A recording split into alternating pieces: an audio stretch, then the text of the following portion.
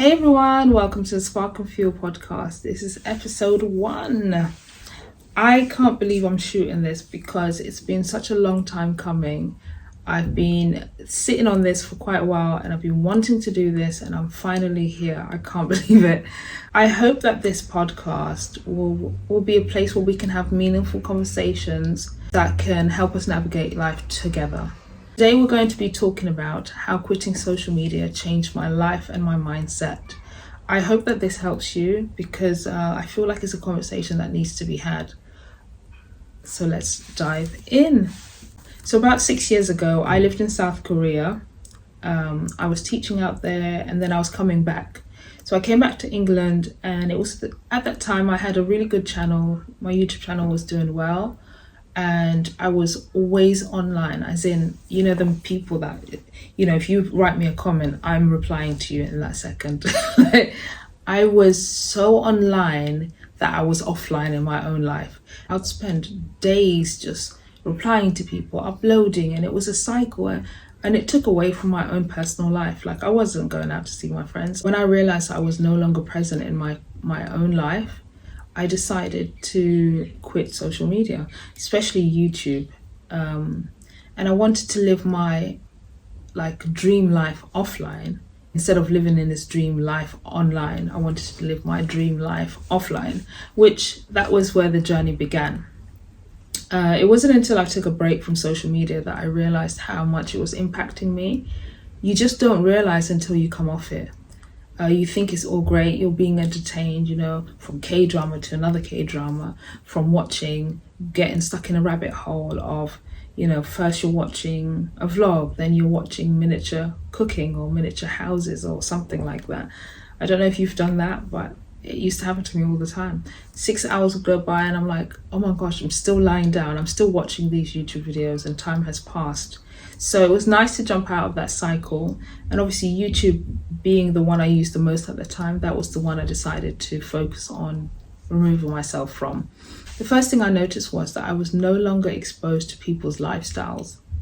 I know it sounds mad, but we're so used to seeing, oh yeah, so-and-so went to this country, or so-and-so bought a Lamborghini, or so-and-so bought, it's everywhere you turn, it's people's lifestyles. And I didn't think it was an issue at first. Obviously I'm like, oh great, double tap, because I'm well known to my friends and family as someone who practices a lot of gratitude and such a happy soul. But slowly I noticed that being exposed to people's lifestyles started to affect me, because I noticed that I started to develop a scarcity mindset. I was so focused on the things that I lacked that I wasn't able to see the things that I already have, just based on seeing so many other things that people have. The cars, the properties, the travel destinations, the money. And then you're like, wait, why don't I have that? It made me uncomfortable knowing that that's how I felt. Do you know what? I even started to become impatient with myself, impatient with God, impatient with life.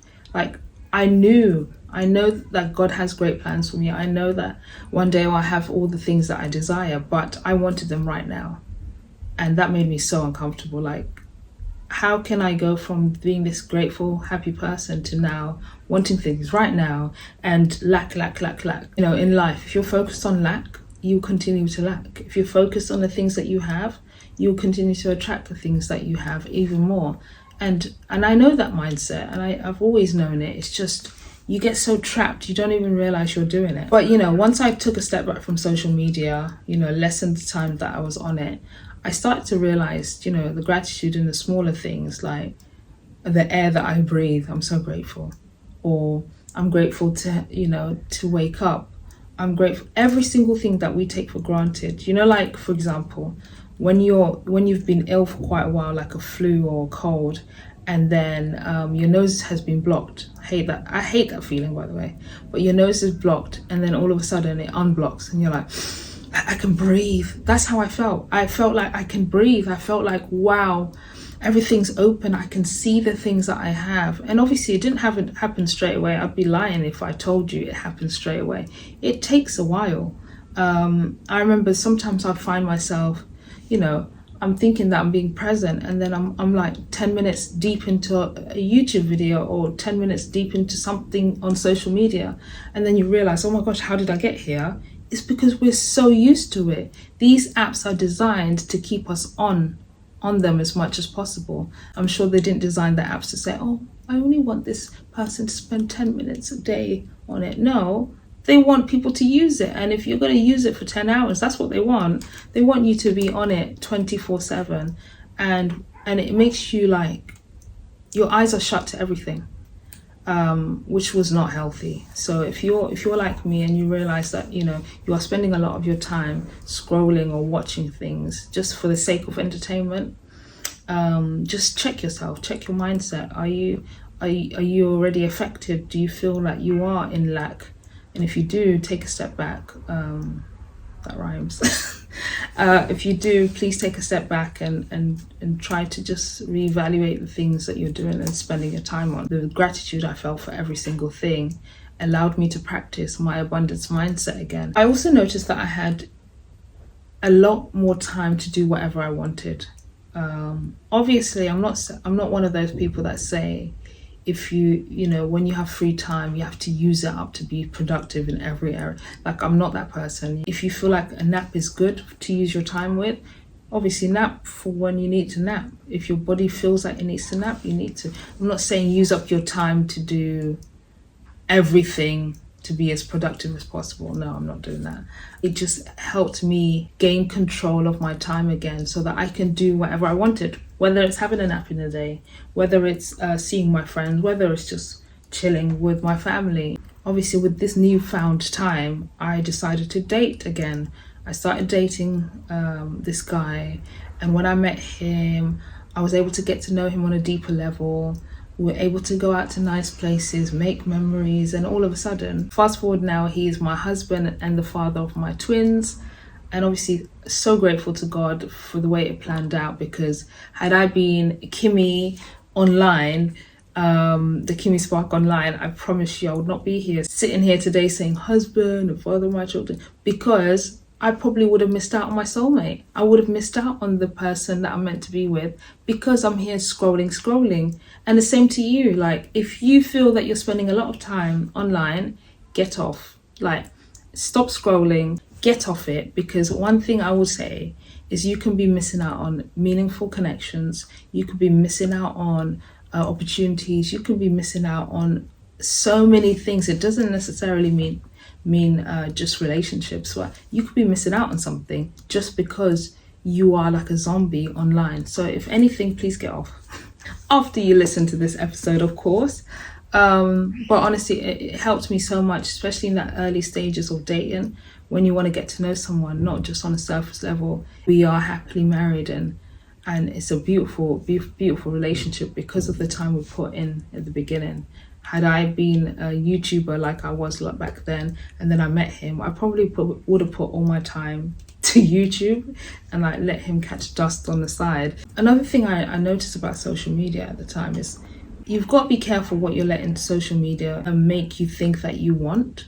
I don't even know how to describe it. For example, my husband calls it the Flamingo Effect, because one day I said to him, babe, this was before we were married, I said, one day we should go to Aruba. He goes, Aruba? Why would you want to go to Aruba? I said, I want to take pictures with the flamingos.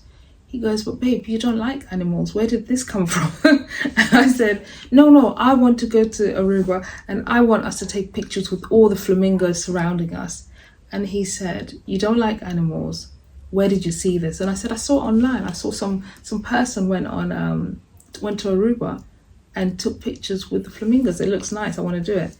And it's so funny, because in our conversations, me and him, we call this the Flamingo Effect, because he knows whenever I saw something online and I say I want to do it, he's like, but you don't. You just saw it. And it goes back to this. Be careful of thinking that you want these things that social media is showing you. So check what you're taking in, basically, because you might see somebody buy a Lamborghini and that's not your dream car. Sometimes we get so exposed to the lifestyles that we think we want, when in reality it doesn't align with who we are and who we want to be. And that's my message about that, because it's quite important. You don't want the flamingo effect, guys. My biggest takeaway from quitting social media, or having a social media detox or break, whatever people call it, it's like anything else. Social media should be used with intention and discipline. The decision to quit social media for me didn't come from rejecting its like benefits. I know it's great for me to contact my family all around the world. I know I can use it for, you know, businesses. I know that I can talk to all my friends. I know it has benefits, but I was able to see that how it's affected my mindset, and I'm very big on mindsets. If you watch my old YouTube videos, or if you know me on a personal level, you know that I value taking care of my mind. And obviously the quitting it and detoxing from social media, it can be a transformative journey where you become more present in your offline world, and you treasure your offline world a bit more, because I don't know why the norm is to be having this perfect life online, and then when you go switch off those devices, you're not happy with your offline world. I wanted it to be the other way around, and that's my biggest motivator for when I want to have a social media break. So my actionable tip for you guys is, if you do feel like me, where you know that it's affecting you, you know how being on social media is negatively affecting you, or you just want to take a break, you feel overwhelmed with it, I would say choose the app that you use the most. So if you're a Twitter person or TikTok person, choose the one that you use the most and lessen the use of that, and that will help you slowly apply it to all the apps. Another thing I want you to remember is, it's okay to take breaks. It's okay to disconnect from the social media world. Don't let anyone make you feel bad for it. It's a form of self-care, and I'm big on self-care. Now that I'm back online, guys, I've started this podcast called Spark and Fuel, where I talk about the topics that matter the most, from conquering self-doubt to overcoming obstacles and turning challenges into fuel our inner fire so we can burn brighter. That's basically the aim of Spark and Fuel, to kind of navigate life's ups and downs together and use it to lighten up our path. I'm so excited to continue to go on this journey and grow as a podcast channel. I'm very well known as being a hype girl, whether it's hyping you up on the dance floor or hyping you up, you know, in life. To my friends, that's what they see me as, and I want to be that for you guys as well. So if you've loved what you heard today, don't forget to subscribe, rate, and share this podcast with your friends and family so that we can grow as a community. If you want to stay connected with me, I'll have my Instagram handle down below, and also any other social media handle that I would use, I would have it down below. Until next time, keep growing, keep burning bright, and see you in the next episode. Bye.